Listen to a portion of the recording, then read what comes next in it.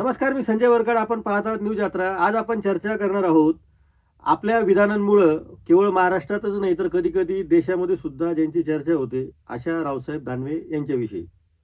आता आपल्याला स्वाभाविकपणे एक प्रश्न पडला असेल की आता रावसाहेब दानवे यांनी केलं काय.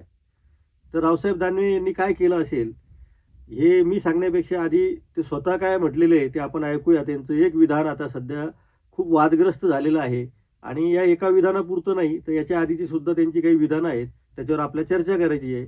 पण आधी आपण ते काय म्हणतात ते ऐकून घेऊ. बोलो, करूँ क्या बंद एक ही दिन में? एक ही दिन में सब बंद कर दूंगा। ये जिले में सबसे नंबर 2 के धंधे यही चलते हैं सब। चंदन का चलता, चावल का चलता, वो क्या क्या चलते हैं। जब पहली बार वो हत्या बंद हो गई और बकरीद आ गई तुम्हारी, हाँ, कुर्बानी के लिए, ये 2-4 जने मेरे पास आए। ये भी था, बोले साहब ये क्या लिया सरकार ने, क्या किया तुम्हारे, बोले क्या किया, अब हमने क्या खाना, बोले क्या हुआ, वो काटने देते नहीं, बोला जब तक रावसाहेब दानवे है बंद नहीं होगा तुम्हारा। आपण आता ऐकलं असेल की रावसाहेब दानवे अत्यंत उघडपणे त्या सध्या जमलेल्या सगळ्या लोकांनाही सांगतात की तुम्ही बिनधास्त गायींची कत्तल करा, तुम्हाला कोणीही रोखणार नाही.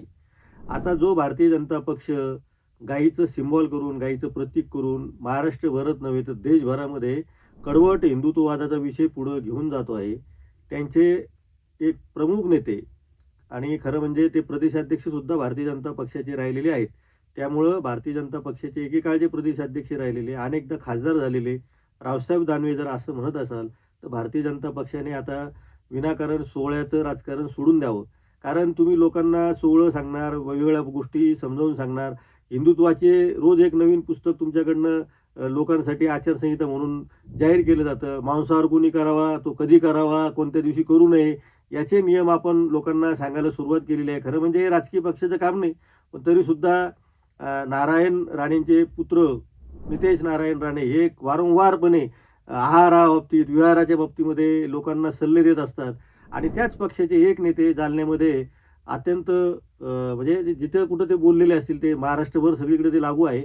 पण ते सरळ सरळ विधान करतायत की गायीची कत्तल करा, तुम्हाला कोणीही रोखणार नाही, मी आहे, मी बघून घेईल, असं सगळं ते त्याचा अर्थ आहे. त्याच व्हिडिओमध्ये त्यांच्या तोंडातून असंही वाक्य आलं आहे की राज्यभरामध्ये सर्वात जास्त नंबर 2चे धंदे चालणारं हे ठिकाण आहे. म्हणजे नंबर 2च्या धंद्यामध्ये त्यांनी 2 उदाहरणं सुद्धा दिली. एक चंदनाची तस्करीचं उदाहरण दिलेलं आहे आणि दुसरं त्यांनी तांदूळाची सुद्धा तस्करी किंवा तांदूळाचा काळा बाजारात हे काय नवीन प्रकरण आहे.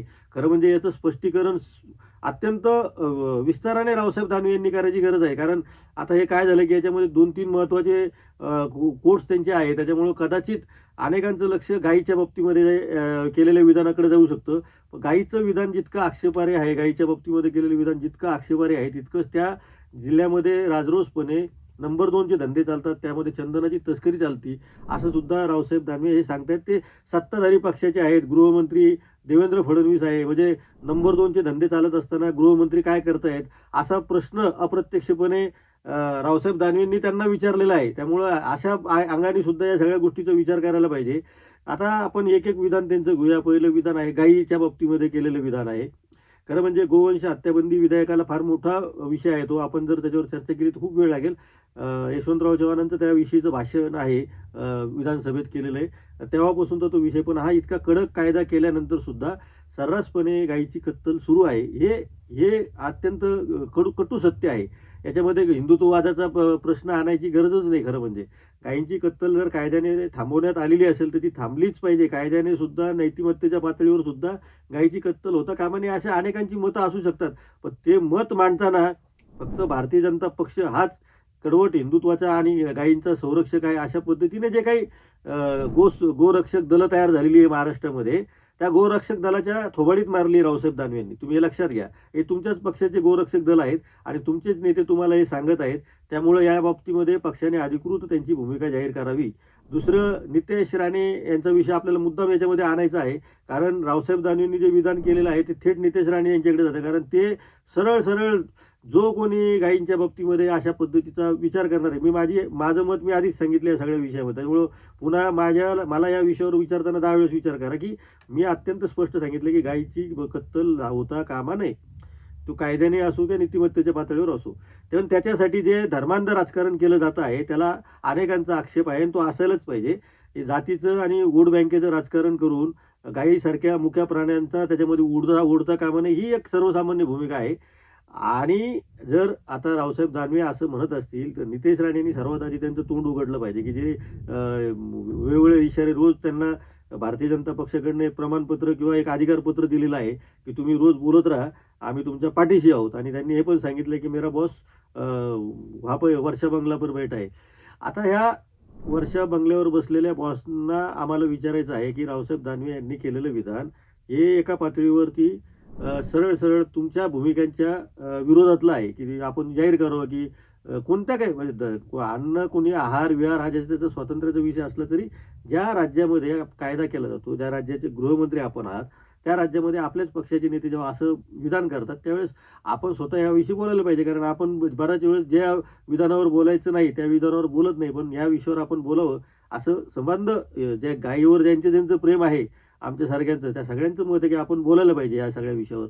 दुसरा मुद्दा आहे की नंबर 2चे धंदे चालतात आणि सर्वात जास्त इथं चालतात, तर मग गृह खातं काय करत आहे असाही प्रश्न पडलेला आहे. त्याचंही उत्तर देवेंद्र फडणवीस यांनाच द्यायचं आहे.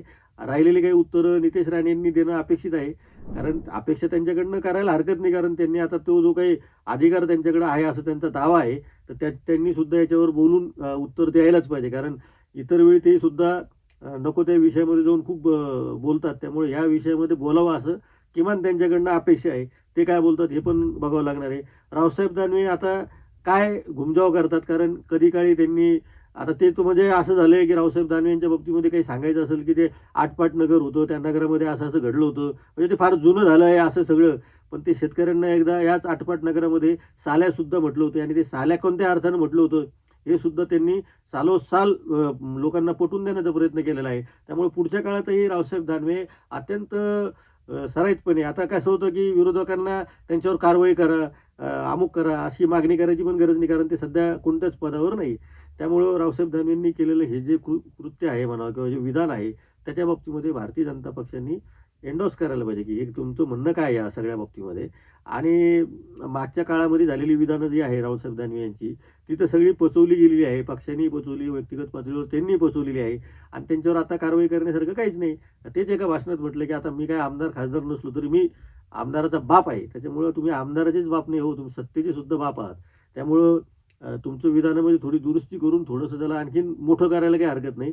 आमदाराचे बाप नाही तुम्ही सत्तेचे सुद्धा बाप आहात, कारण या सत्तेच्या पुढं सुद्धा तुम्ही जाऊन खूप काही बोलून गेलेले आहेत, आणि तुम्हाला हात लावायची कुणाची हिंमत नाही, आणि तुमच्या विरुद्ध बोलण्याची सुद्धा कुणाची हिंमत नाही. रावसाहेब दानवे तुम्ही खूप ताकदवर आहात, फक्त आता गायीपर्यंत येऊ नका एवढीच आमची कळकळीची विनंती आहे. या बाबतीमध्ये आपली काही मतं असतील तर आपण निकोपपणे मांडावीत. या विधानाच्या बाबतीतच नाही तर एकूणच जे गोरक्षक दल स्थापन झालेली आहे, गायीचा जो विषय महाराष्ट्रभर गाजतो आहे, खरंच आपण इथं बसून कॅबिनमध्ये बसून एक गाईला एक कधी चाराची पेंडी टाकलेली नाही, त्यांनी सुद्धा बोलावं. म्हणजे आपल्याला नैतिक अधिकार तर मला सुद्धा नाही या सगळ्या तशा अर्थाने, पण ज्यांनी कोणी हा ठेका घेतलेला आहे किंवा ज्यांनी तो अधिकार आहे असं सांगतायत त्यांना हे प्रश्न खडसावून विचारण्याची आता वेळ आलेली आहे. या बाबतीमध्ये आपली काय मदत आहे तुम्ही मांडावीत, म्हणून हा आपण चर्चेला विषय खुला करत आहोत. आपण या विषयामध्ये आपली मतं मांडावीत आणि पाहत राहू. न्यूज यात्रा हे आहे आपलं चॅनल.